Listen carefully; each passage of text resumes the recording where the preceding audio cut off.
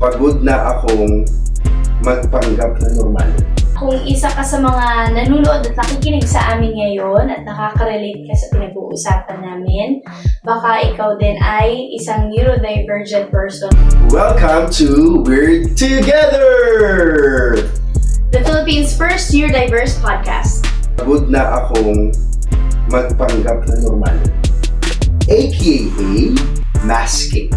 Neurodivergent burnout, the real cause of performing neurotypically every single day.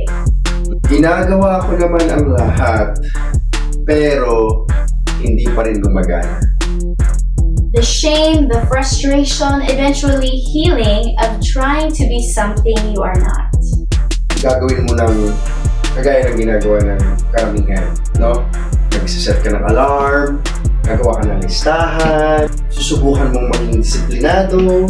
After all ng lahat ng effort mo, ng subok mo, wala pa rin resulta. Pero ang mararamdaman mo talaga nun is shame dahil alam mo sa sarili mo na kaya mo namang gawin, pero bakit hindi mo siya kayang gawin? So, maririnig mo na naman yung mga labels ng ibang tao na tamad ka, wala kang disiplina sa sarili mo, wala kang respeto sa sarili mo. Eh, ang masakit, pag sinabihan ka ng mga bagay na yan, paniniwalaan. Lalong-lalo na pag nanggaling sa mga taong mahal mo, nire-respeto mo, yung maniniwala ka na yung ka na at hindi ka na magbabago.